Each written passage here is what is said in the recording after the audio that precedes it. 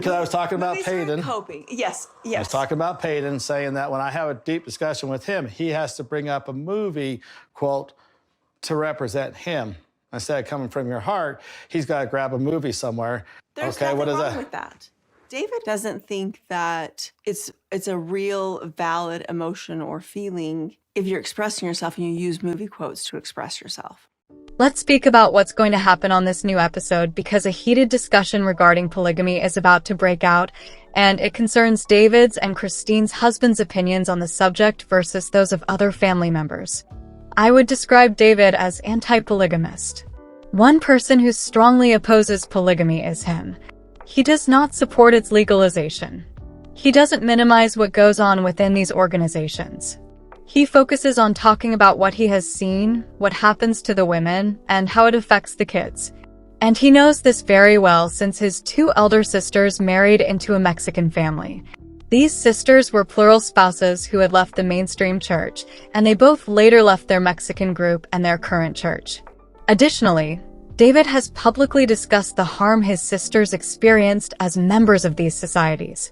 Now, David's sisters got married into the Mexican family known as the Langfords. After the church condemned polygamy as part of its beliefs, Utah declared it illegal, and there are a number of separate colonies in Mexico where people who practiced polygamy in the past emigrated to join the Saints' Church. And Utah became a state as a result of all of this. It goes without saying that those who practiced the faith disapproved of this ruling, and many of them escaped to Mexico, which has more lenient rules regarding polygamy. In Mexico, it's by no means the norm. They are simply treated as though they are less stringent when it comes to the way they prosecute it. Because they believed there was safety in Mexico, a large number of people fled there. Those families were exiled there. Some of them have gained notoriety, such as the LeBaron family, about whom we have read all about Ervil. I spoke with Anna and her sister, who were involved with Ervil LeBaron.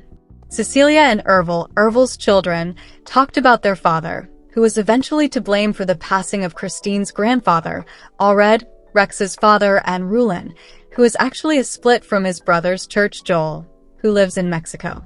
Therefore, even though Joel is no longer with us and was also murdered by his brother or members of his church, his colony still exists today.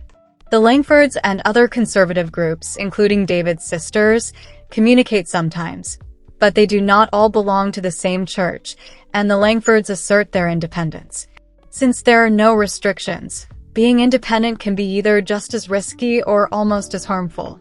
Nonetheless, David is acutely aware of this reality because the Langfords were involved in the 2019 massacre in which a cartel bombed cars close to Lamora, affecting 3 different families.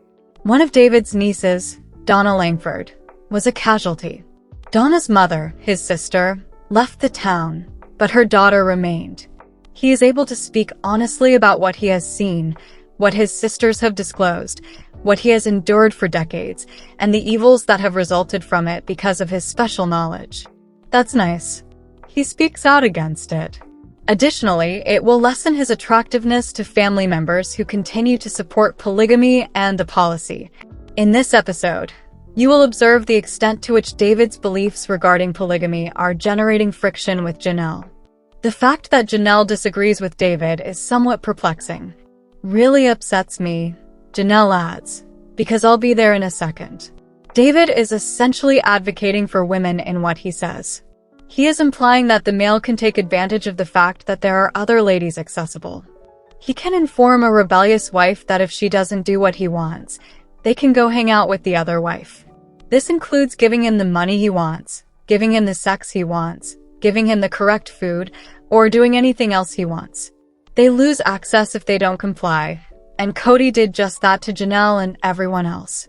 He is arguing that because males have this power, they utilize it to manipulate women, forcing them to comply with their husband's wishes in order to obtain the time they need and desire, not for themselves, but for their children. Additionally, I'm not sure if they will ever discuss the organization of this faith in detail, but I will tell you that there are 4 women sharing a spouse. Why don't we just use the Brown family? Women are not treated equally in this situation. Since Cody is regarded as the only member of the family who is able to bless the others, He is regarded as the priesthood authority and receives all of their blessings from God. In a sense, Cody serves as their conduit to God. Because he is the man, he is the only one qualified to bestow a priestly blessing. Although the priest held power, they had identical privileges within the LDS church. I don't want LDS folks to come after me. The OB is quite severe about this because no woman can be in a position of authority because men are the entrance to God, and without them, people cannot enter paradise. They are instructed to do so. An imbalance has already been produced. In addition, these young girls are taught from the moment they are able to hear that being a woman is not enough. They also need to be a plural wife. Their husband will cheat on them and have children with other women, and they have to come to terms with that.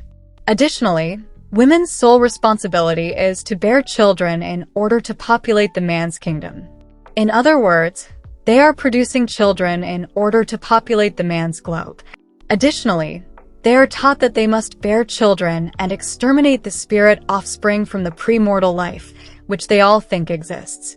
It is their belief that they were like small beings up in the premortal world, where they spent their entire lives before being taken down and chosen by their relatives.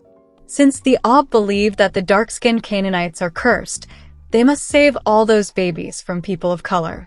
As women, it is their responsibility to ensure that all spirit babies are brought down from heaven so that they can be born white, populate the cult, resupply it, and establish a kingdom for the husband. It ultimately comes down to just ensuring that the cult has more members and they are expected to accept the idea that they will share. It is forbidden for them to be jealous. They are taught that they, not their partner, are to blame for any issues in their marriage. Therefore, if someone within the culture is still defending it because they have been brainwashed, there will never be a story that is accurate and originates from someone within the culture. Therefore, rather of perceiving it that way, Janelle labels this type of depiction as harmful while David is defending them. She believes that the idea that males are like way is more destructive than the actual harm done to women. David's remarks regarding the males who are mistreating the ladies are riskier. David poses a threat. It is not the males in the culture who abuse women, but rather his words that are deadly. I've never encountered somebody who emerges. In contrast to the monogamous world, this culture has never suffered trauma or abuse, and the degree of abuse that occurs in polygamy is astronomically higher. Furthermore, these women's circumstances are in no way comparable to monogamy. Therefore, when she asserts that making such claims is risky, the fact that she is still indoctrinated makes it more tragic. She is still endorsing polygamy, though. Does that imply that all guys in the culture take pleasure in harming women? The young men who realize what's happening, the narcissism involved, and the anguish it causes are left behind by the men who can't handle it. Get out. After having several marriages, some men decide to leave because they observe the harm it brings to the women. However, those men frequently admit their role in the suffering of women because they are aware of their power. Given what Janelle endured at the hands of Cody, it is dangerous for David to make this statement, especially considering the abuse and harm she endured. Let's begin with Janelle's statement. According to her, the problems that women face, control, inequity, and lack of empowerment, are things that thrive in secret and may even worsen, which is another reason they went public, to address that. Does she then acknowledge that Cody was abusive and domineering when they were in a secret society? Then observe what transpired once women gained control. Specifically, Christine and Mary were more empowered than Janelle when they discovered that there was a world outside of polygamy. This is because Janelle was raised in a secular environment, which is fine. But when they realized that they no longer believed in the religion they had been taught to instill in their children, Christine was born into it. When they were 5 years old, Mary learned they had other choices. Didn't they realize they had a voice and a choice? They understood that this was not something they had to tolerate. After meeting others in the monogamous community, they discovered how much simpler life was for them. They came to see that the things they had been told about outsiders like you and me were false. We weren't malicious, dangerous, or out to harm them. Snakes weren't sprouting from our ears, were they? On the one hand, she is accusing him of being dangerous for making a generalization about the widespread practice of males assaulting women in polygamy. even though Ellen, my best friend, is not a polygamist herself and her father was. Furthermore, according to the granddaughter of the late Prophet Owen Allred, there aren't many good guys in the culture. Those that are good feel confined. They frequently feel stuck because of familial pressure or because their fathers are in positions of authority and they are told they must live this way. This was a severe issue that affected the children of Ruin and Olin Owen Allred, particularly the sons, who were under a lot of pressure to continue living a polygamous existence or face damnation. Their father's pressure kept them in a culture they didn't like, or they weren't traveling to the kingdom with their family. Those who left before becoming polygamists did so because they seen the demands of polygamy and realized that the majority of polygamous men are narcissists who thrive on power and control. It's not that there aren't any males there who aren't like that. Rather, if they are, they tend to be unhappy and eventually leave.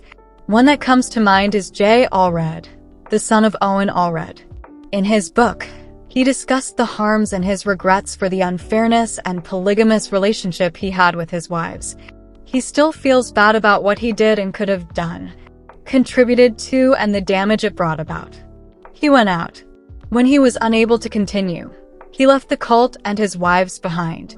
He still has women who are part of the cult he left, or ex-wife who left after he did. He left because he was unable to continue, and they remained. There are men who don't believe this, but they don't last. And narcissists are the ones that rise to prominence and become renowned, like Cody. Therefore, Janelle's statement that becoming public altered the situation. It didn't. That dynamic was magnified by that. We observed Cody engaging in all of those activities.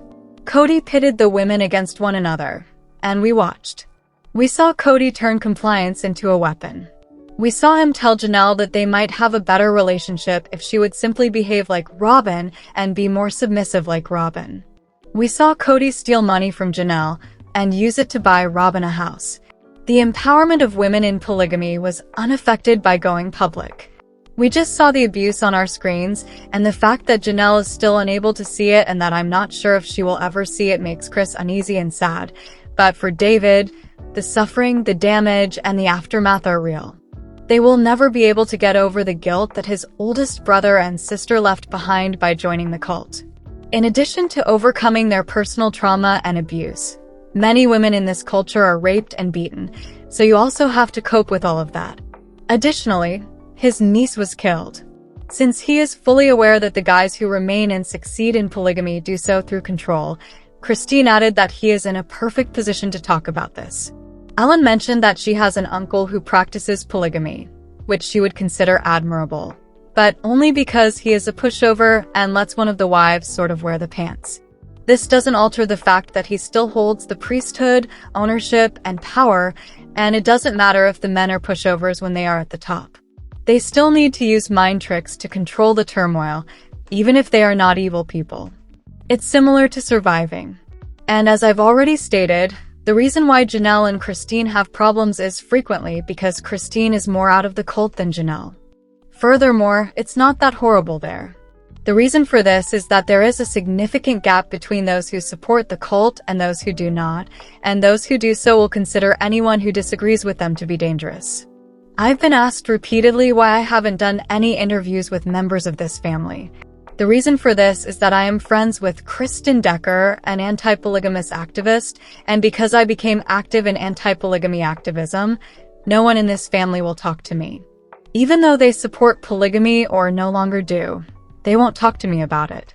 Because I oppose their family, I am dangerous. David's opposition to polygamous families would make him appear threatening to Janelle. Last week, Janelle even stood up for Joe Darger, who shouldn't have been. He isn't a good man, and just because he seems happy doesn't mean that he is, and the same is true for his spouses. Over time, I've seen Janelle reject Christine because she wants to give her more authority. Christine thinks her value surpasses what she receives from Cody. Janelle became upset with Christine when she attempted to persuade her to leave, claimed she didn't want sympathy from Christine. Because she might not want to date, she gets upset every time Christine tries to discuss dating and stepping outside of herself. However, you must realize that for these women, dating is a major motivator and a significant turning point, as long as they are unmarried and refuse to date in any way. She might still be clinging to the idea that she is still spiritually bound to Cody and that, in order to enter the celestial kingdom, she must stay celibacy and avoid dating anyone until and unless she receives a spiritual release from him. Furthermore, I'm not sure if she even thinks that the celestial kingdom exists. However, aside from Robin, Janelle seems to be the most brainwashed of the women. Therefore, the gap between Christine and Janelle goes beyond their disparate lifestyles and physical characteristics. It's because Christine, one of them, isn't there. "I'm out of the cult, but I'm still indoctrinated," says one of them. Christine stated that although she had the courage to read and discuss polygamy in greater detail in her book, she wanted to care for her remaining family members and didn't want to offend them. Christine doesn't agree with it at all, therefore she must handle it extremely carefully. She believes it to be dangerous. This may help to explain some of the causes and difficulties they are facing, but that is what I wanted to talk about today. Tell me what you think, then and there's more. Following Cody Brown's bombshell disclosure about his previous marriage to Mary Brown, Sister Wives fans are still in shock. Mary told her best friend Jen what had happened to her wedding ring on a recent episode. Mary disclosed that Cody had melted down his wedding ring from their marriage when reflecting on her history. As she considered the true meaning of that action, the talk quickly became emotional. Jen didn't hold back when explaining Cody's logic, therefore her response also spoke it all. However, what made Cody feel the need to demolish a memento of his first union? And years later, what did Mary share about her feelings about it? Learn more about the ring that caused a fresh scandal in the Sister Wives universe by reading on. Sister Wives stars Christine and Janelle Brown had already discussed the notorious ring incident prior to Mary's confession airing. The two talked about how badly Mary had been wounded by Cody's choice to melt his wedding band during the season 18 tell-all special. "I think it bothered Mary when he melted down the wedding ring because she's very sentimental about the ring she gave Cody," Janelle said. Christine concurred, describing Mary's processing as really hard. As Christine described the gesture's history, the realization struck. Mary observed that Cody had stopped wearing the ring from their 1990 wedding after he had met and wed Robin. Cody nonchalantly admitted that he had melted it down when she questioned him about it, stating that he didn't want Mary to have any power or control over him.